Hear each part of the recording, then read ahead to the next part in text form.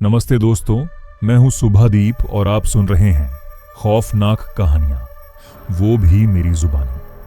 अगर आप डर के शौकीन हैं तो चैनल को सब्सक्राइब और लाइक जरूर करें, घंटी दबाना ना भूलें। आज की कहानी है चुड़ैल की शादी। गांव के बाहर एक पुरानी हवेली थी जिसके बारे में कहा जाता था कि वहां रात के समय कोई नहीं जाता। दिन में भी लोग उस रास्ते से जल्दी जल्दी निकल जाते थे। हवेली कई सालों से वीरान पड़ी थी। टूटी दीवारें, काले पड़े दरवाजे और चारों तरफ उगे जंगली पेड़ उसे और डरावना बना देते थे। गांव के बूढ़े कहते थे कि उस हवेली में एक चुड़ैल रहती है जो हर अमावस्या की रात किसी दुल्हन की तरह सजती है और अपनी शादी का इंतजार करती है। गांव में यह कहानी कई सालों से चली आ रही थी, लेकिन किसी ने उसे अपनी आंखों से नहीं देखा था। लोग बस अफवाह मानकर डरते थे। उसी गांव में एक युवक रहता था जिसका स्वभाव थोड़ा अलग था। उसे भूत प्रेत की बातों पर विश्वास नहीं था। जब भी गांव वाले हवेली की बात करते, वह हंसकर कहता कि ये सब लोगों की बनाई कहानियां हैं। एक दिन गांव में खबर फैली कि अमावस्या आने वाली है। लोग शाम होते ही अपने घरों के दरवाजे बंद करने लगे। बूढ़ी औरतें बच्चों को समझा रही थीं कि उस रात बाहर मत निकलना, नहीं तो चुड़ैल अपने साथ ले जाएगी। उस युवक ने सबकी बातें सुनी और मन ही मन तय कर लिया कि आज वह खुद जाकर देखेगा कि हवेली में सच क्या है। रात गहरा चुकी थी। आसमान में चांद नहीं था। चारों तरफ सन्नाटा फैला हुआ था। दूर कहीं कुत्तों के भौंकने की आवाज आ रही थी। युवक हाथ में लालटेन लेकर हवेली की तरफ बढ़ा। जैसे जैसे वह हवेली के पास पहुंचा, हवा ठंडी होती गई। पेड़ों की शाखाएं अपने आप हिलने लगीं। उसे पहली बार थोड़ा अजीब लगा, लेकिन उसने खुद को संभाला। हवेली का बड़ा दरवाजा आधा खुला था। उसने धीरे से उसे धक्का दिया। दरवाजा चर्रर की आवाज के साथ खुल गया। अंदर अंधेरा था। दीवारों पर मकड़ी के जाले लगे थे। फर्श पर धूल की मोटी परत जमी थी। लेकिन तभी उसकी नजर सामने गई। हवेली के बीचों बीच एक बड़ा कमरा था जिसमें सैकड़ों दिए जल रहे थे। कमरा दुल्हन के मंडप की तरह सजा हुआ था। लाल फूल, सफेद कपड़े और बीच में एक बड़ा सा आसन रखा था। युवक हैरान रह गया। वीरान हवेली के अंदर यह सब कैसे हो सकता था? तभी अचानक उसे पायल की छन छन सुनाई दी। आवाज धीरे धीरे उसकी तरफ आ रही थी। उसका गला सूख गया। उसने लालटेन कसकर पकड़ ली। कमरे के अंधेरे कोने से एक औरत बाहर आई। उसने लाल रंग का शादी का जोड़ा पहन रखा था। हाथों में चूड़ियां थीं, पैरों में पायल और चेहरे पर लंबा घूंघट। वह धीरे धीरे चलते हुए युवक के सामने आकर रुक गई। कमरे की हवा अचानक बर्फ जैसी ठंडी हो गई। औरत ने धीमी आवाज में कहा, तुम आ गए। मुझे पता था मेरा दूल्हा आज जरूर आएगा। युवक के पैरों तले जमीन खिसक गई। वह कुछ बोल पाता उससे पहले औरत ने अपना घूंघट थोड़ा ऊपर उठाया और युवक की चीख निकल गई, क्योंकि घूंघट के अंदर चेहरा किसी इंसान का नहीं था। आंखों की जगह काले गड्ढे थे, होंठ फटे हुए थे और चेहरा आधा सड़ा हुआ था। वह चुड़ैल मुस्कुराई। अब शादी की रस्म शुरू होगी। युवक डर के मारे पीछे हट गया। उसके हाथ से लालटेन छूटकर जमीन पर गिर गई। कमरे में जलते दियों की रोशनी कांपने लगी, जैसे हवा अचानक तेज हो गई हो। चुड़ैल की हंसी पूरे कमरे में गूंज उठी। इतने सालों बाद मेरा दूल्हा आया है। अब तुम मुझे छोड़कर नहीं जा सकते। युवक ने खुद को संभाला और तेजी से दरवाजे की तरफ भागा, लेकिन जैसे ही उसने कमरे से बाहर निकलने की कोशिश की, दरवाजा अपने आप धड़ाम से बंद हो गया। उसका दिल जोर जोर से धड़कने लगा। वह पूरी ताकत से दरवाजा पीटने लगा, लेकिन दरवाजा नहीं खुला। पीछे से फिर वही पायल की छन छन सुनाई दी। आवाज धीरे धीरे पास आ रही थी। उसने कांपते हुए पीछे मुड़कर देखा। चुड़ैल अब उसके बिल्कुल पास खड़ी थी। उसके चेहरे की सड़ी हुई चमड़ी और साफ दिखाई दे रही थी। उसकी आंखों के काले गड्ढों से जैसे धुआं निकल रहा था। उसने अपना ठंडा हाथ युवक के कंधे पर रखा। युवक का पूरा शरीर सुन्न पड़ गया। भागकर कहां जाओगे? शादी अधूरी नहीं रहेगी। इतना कहते ही कमरे के कोनों से अचानक ढोल और शहनाई की आवाजें आने लगीं। युवक ने चारों तरफ देखा। जहां कुछ देर पहले खाली कमरा था, वहां अब अजीब लोग दिखाई देने लगे। सबने पुराने जमाने के शादी वाले कपड़े पहन रखे थे। लेकिन उनके चेहरे इंसानों जैसे नहीं थे। किसी की आंखें नहीं थीं, किसी का मुंह टेढ़ा था, किसी का चेहरा आधा जला हुआ था। वे सब हंस रहे थे और एक साथ बोल रहे थे, शादी शुरू करो, शादी शुरू करो। युवक डर से कांप उठा। चुड़ैल उसे पकड़कर मंडप के बीच बने आसन तक ले गई।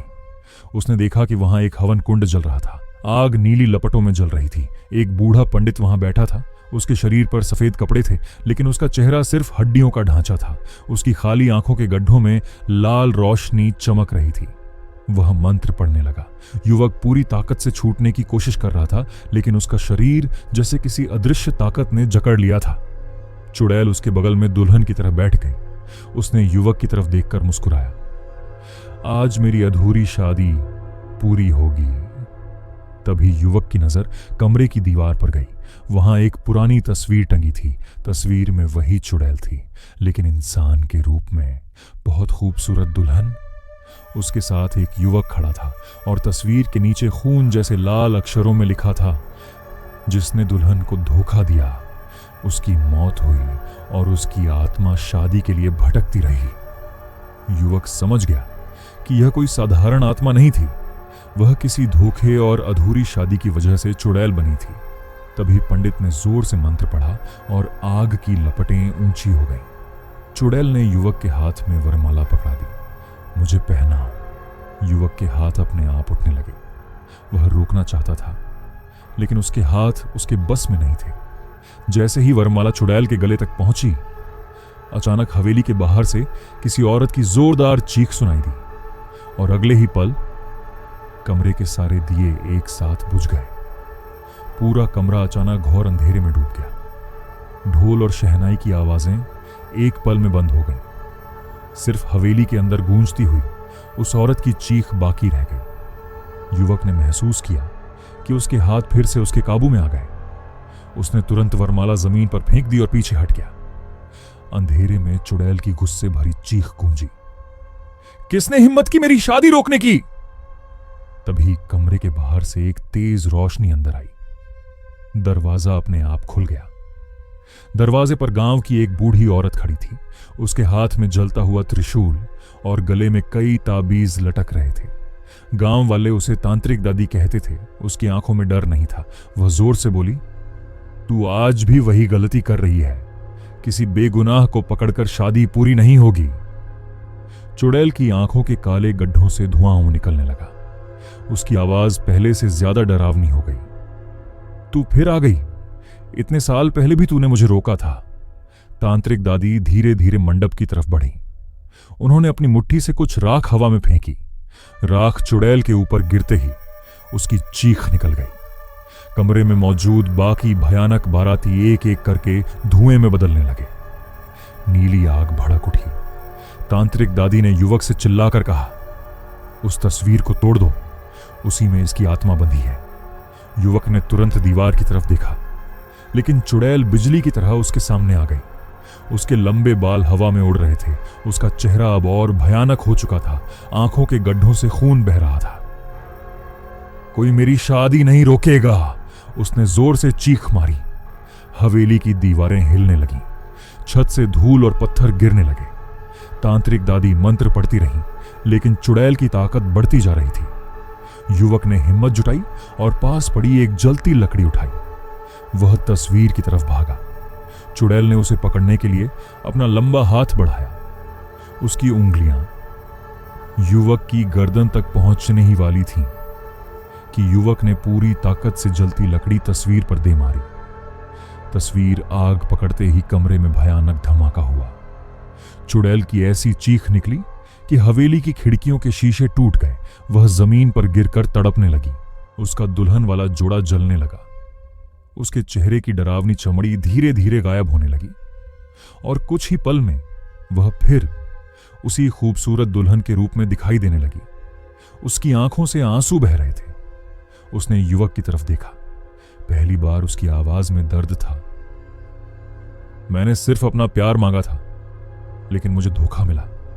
तांत्रिक दादी ने धीरे से कहा, अब तेरी मुक्ति का समय आ गया है। दुल्हन ने आसमान की तरफ देखा। उसके शरीर से सफेद रोशनी निकलने लगी, लेकिन तभी उसने अचानक युवक की तरफ देखकर मुस्कुराया। एक ऐसी मुस्कान जो अजीब थी, और धीमी आवाज में बोली, मेरी शादी तो नहीं हुई, लेकिन अगली अमावस्या को मैं फिर आऊंगी अपने असली दूल्हे के लिए। इतना कहते ही उसका शरीर राख बनकर हवा में उड़ गया। कमरे की नीली आग बुझ गई। हवेली में सन्नाटा छा गया। युवक और तांत्रिक दादी जल्दी से बाहर निकल आए। पीछे मुड़कर देखा तो पूरी हवेली आग में जल रही थी। गांव वालों ने सोचा कि अब सब खत्म हो गया, लेकिन अगली सुबह जब लोग जली हुई हवेली के पास पहुंचे तो राख के बीच एक नई लाल दुल्हन की वरमाला पड़ी थी, और उसके पास मिट्टी पर ताजा अक्षरों में लिखा था, शादी अभी बाकी है। अगली सुबह वह लाल वरमाला देखकर पूरे गांव में दहशत फैल गई। जो लोग रात की आग को चुड़ैल का अंत समझ रहे थे, उनकी उम्मीद एक पल में टूट गई। गांव वाले डर के मारे हवेली के खंडहर के पास भी नहीं गए। तांत्रिक दादी उस वरमाला को देखते ही समझ गईं कि मामला खत्म नहीं हुआ है। उन्होंने मिट्टी पर लिखे शब्दों को ध्यान से देखा, शादी अभी बाकी है। उनके चेहरे का रंग उड़ गया। उन्होंने धीरे से कहा, यह उसकी आखिरी चेतावनी नहीं, उसका वादा है। युवक अभी भी पिछली रात के डर से कांप रहा था। उसे लग रहा था कि अब सब खत्म हो गया, लेकिन दादी की बात सुनकर उसके पैरों तले जमीन खिसक गई। उसने पूछा, लेकिन वह तो राख बन गई थी, फिर ये कैसे? तांत्रिक दादी ने गहरी सांस ली। उसकी आत्मा तस्वीर में नहीं थी। तस्वीर सिर्फ उसकी ताकत का एक हिस्सा थी। उसकी असली आत्मा उसके अधूरे सुहाग में बंधी है। जब तक उसकी शादी पूरी नहीं होती, वह बार बार लौटेगी। यह सुनकर युवक के शरीर में सिहरन दौड़ गई। उस रात के बाद गांव में अजीब घटनाएं शुरू हो गईं। हर रात किसी न किसी घर के बाहर पायल की आवाज सुनाई देती। किसी को दरवाजे पर लाल चुन्नी मिलती, किसी को खिड़की पर मेहंदी लगे हाथों के निशान दिखते, और कई लोगों ने रात में दूर से शहनाई बजने की आवाज सुनी। लेकिन सबसे डरावनी बात तब हुई जब एक सुबह युवक ने अपने कमरे का दरवाजा खोला तो उसके बिस्तर पर लाल शादी का जोड़ा रखा था। उसके साथ एक चिट्ठी भी थी। कांपते हाथों से उसने चिट्ठी खोली। उसमें सिर्फ एक लाइन लिखी थी, अगली अमावस्या बारात आएगी। युवक का चेहरा सफेद पड़ गया। वह दौड़कर तांत्रिक दादी के पास पहुंचा। दादी ने चिट्ठी पढ़ते ही आंखें बंद कर ली। अब उसने तुम्हें चुन लिया है। युवक घबरा कर बोला, लेकिन क्यों? मैं तो उसे जानता भी नहीं। दादी ने कहा, क्योंकि जिस रात तुम मंडप में बैठे, उसकी अधूरी शादी की रस्म शुरू हो गई थी। अब उसकी नजर में तुम ही दूल्हे हो। यह सुनकर युवक के हाथ पैर ठंडे पड़ गए। दिन बीतते गए। अमावस्या करीब आती गई और हर रात युवक को एक ही सपना आने लगा। वह खुद को उसी मंडप में बैठा देखता। चारों तरफ भूतों की बारात और चुड़ैल दुल्हन बनकर उसकी तरफ बढ़ रही होती। फिर अचानक उसकी आंख खुल जाती, लेकिन हर बार उसके गले में मेहंदी की खुशबू रहती और तकिए पर लाल सिंदूर के निशान मिलते। अमावस्या से एक रात पहले तांत्रिक दादी ने युवक को अपने घर बुलाया। घर के अंदर चारों तरफ मंत्रों से बने चिन्ह थे। दिए जल रहे थे। दादी ने एक पुराना संदूक खोला। उसमें से एक पीला पड़ा कागज निकाला। वह चुड़ैल की असली कहानी थी। दादी ने पढ़ना शुरू किया। कई साल पहले उसी हवेली में एक अमीर घर की लड़की की शादी होने वाली थी। वह अपने दूल्हे से बहुत प्यार करती थी, लेकिन शादी की रात दूल्हे ने लालच में आकर उसे धोखा दिया। उसने लड़की को मारकर हवेली के तहखाने में दफना दिया और उसकी सारी दौलत लेकर भाग गया। मरते वक्त लड़की ने कसम खाई, जिस रात मेरी शादी टूटी है उसी रात मैं लौटूंगी और अपना दूल्हा लेकर जाऊंगी। युवक की सांसें तेज हो गईं। तो अब क्या होगा? तांत्रिक दादी ने कागज बंद किया। उनकी आवाज भारी थी। कल अमावस्या की रात या तो उसकी आत्मा हमेशा के लिए खत्म होगी या फिर उसकी शादी पूरी हो जाएगी। इतना कहते ही बाहर अचानक शहनाई बजने लगी, जबकि रात अभी शुरू भी नहीं हुई थी। और दरवाजे के बाहर से किसी औरत की आवाज आई, दूल्हे को तैयार कर दो, बारात रास्ते में है। दरवाजे के बाहर से आई। वह आवाज सुनकर युवक का खून जम गया। तांत्रिक दादी तुरंत उठी और दरवाजे पर मंत्र पढ़ते हुए राख छिड़कने लगी। बाहर शहनाई की आवाज और तेज होती जा रही थी। ऐसा लग रहा था जैसे सचमुच कोई बारात गांव की गलियों से गुजर रही हो। घोड़ों की टापें, ढोल की थाप और औरतों की शादी वाले गीत, लेकिन बाहर सड़क पर कोई इंसान नहीं था, सिर्फ धुंध। और उस धुंध के बीच लाल लाल परछाइयां चलती दिखाई दे रही थी। युवक खिड़की से यह सब देखकर पीछे हट गया। उसकी सांसें तेजी से चलने लगीं। तांत्रिक दादी ने दरवाजा बंद कर दिया और बोली, समय आ गया है। उन्होंने युवक के गले में कई ताबीज बांध दिए, फिर जमीन पर एक बड़ा सुरक्षा चक्र बनाया। जो भी हो, इस घेरे से बाहर मत निकलना। रात धीरे धीरे गहरी होती गई। अमावस्या शुरू हो चुकी थी। बाहर शहनाई की आवाज अब घर के बिल्कुल सामने आकर रुक गई। फिर अचानक दरवाजे पर जोरदार दस्तक हुई। युवक का दिल जैसे सीने से बाहर निकलने लगा। बाहर से कई आवाजें एक साथ आईं। बारात आ गई, दूल्हे को बाहर भेजो, शादी का मुहूर्त निकल रहा है। तांत्रिक दादी मंत्र पढ़ती रही, लेकिन तभी घर की खिड़कियां अपने आप खुलने लगीं। तेज हवा अंदर घुस आई। दिए एक एक करके बुझने लगे और अगले ही पल घर के बीचों बीच लाल धुआं उठने लगा। धुएं के अंदर से वही चुड़ैल दुल्हन के रूप में प्रकट हुई, लेकिन इस बार वह पहले से कहीं ज्यादा भयानक थी। उसका आधा चेहरा सुंदर दुल्हन जैसा था और आधा चेहरा सड़ा हुआ। उसकी आंखों में जलती हुई आग थी।